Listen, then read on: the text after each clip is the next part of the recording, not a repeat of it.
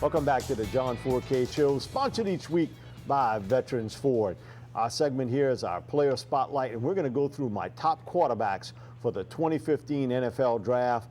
And right on top, I think two of the top three guys that'll be selected.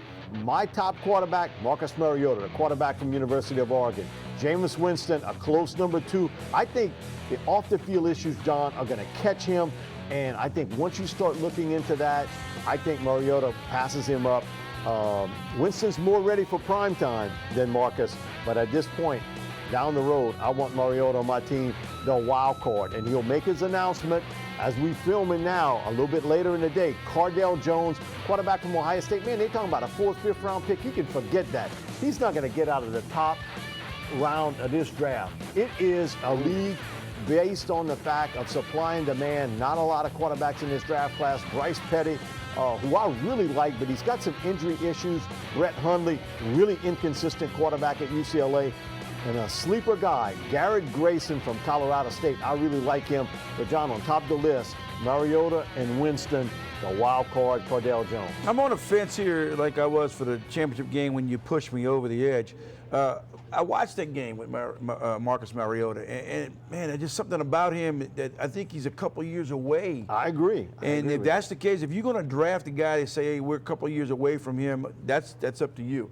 Winston, minus the off the field, probably can He's play. ready. Right. He's ready. Probably now. can play. That's what you want to go by. You want to go to a guy who's ready, or you want to go a guy you think you draft him, you wait.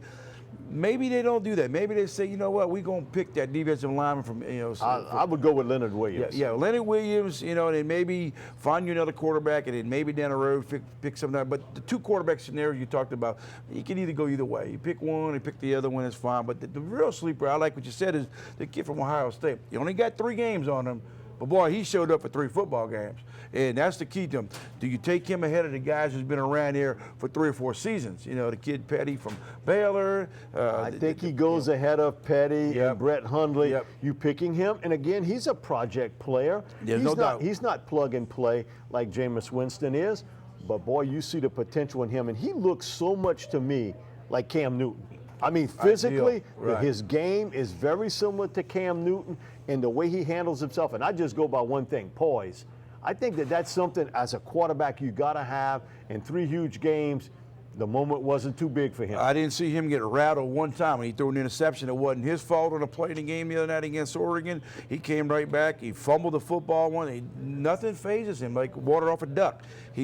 Speaking of Ducks, he just beat the Ducks. But, I look at it this way. This young man is another guy developing. There's only one quarterback right now that's going to be able to go in the NFL this year and play, and that's Winston. That's James. The rest of them, their projects down the road. We'll see what happens with them. It's not the year of the quarterbacks. It's the year of the 2 quarterbacks, and then we'll see what happens. But somebody's got to pick these guys. I mean, they're eventually going to get picked. It's just a matter of how you want to do it. Somebody's going to swallow hard and say, I'm going to make Jameis Winston the face of my franchise. The big question mark I have is he's gotten into a lot of trouble with no money in his pocket. Now, you going to tell me that that's going to change now that he becomes instantly rich with a bigger entourage around him, with deals, advertisers all around him? That to me is not a recipe for success. Well, the thing is, if he goes to Tampa Bay, he's already been in Florida. He kind of knows his little entourage of things that way. Okay, he doesn't go to Tampa Bay. He's not going to get past Tennessee. Tennessee will probably snatch him up. It's a small town there, so he might be suitable for that. But if he goes to a New York or an L.A. or there's no L.A. But if he goes to New York or Miami, it might be in L.A. real quick. Yeah, true. You just never know with these guys how they handle the big spotlight.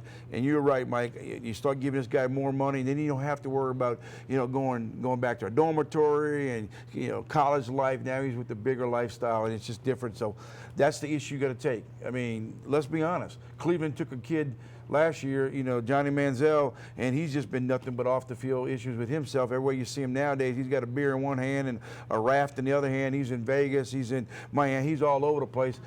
Maybe Winston will change when he gets there. We don't know that. I just don't know. That's a hard change. The one thing I know with Marcus Mariota, I think he's not ready, but I think down the road, he's the next Aaron Rodgers in the National Football League. I think he's that good, and I'll never forget Aaron Rodgers' last college football game, a bowl game, and California got skunked in that game. And the chant from the crowd was overrated, overrated. And Aaron Rodgers says today, I still hear that in my ear. I think Marcus Mariota, after what happened in that game against Ohio State, that'll be a driving force for him. But he is a project, yes. an NFL project type player. But boy, he's got the physical skills. And the off-the-field stuff, none. Well, He's Mike, clean. You know as well, you've been doing this for a long time. When an NFL team picks a quarterback, they're looking not the next week to play. They're looking for, we got him on our team, develop him, a couple years down the road, we'll play him.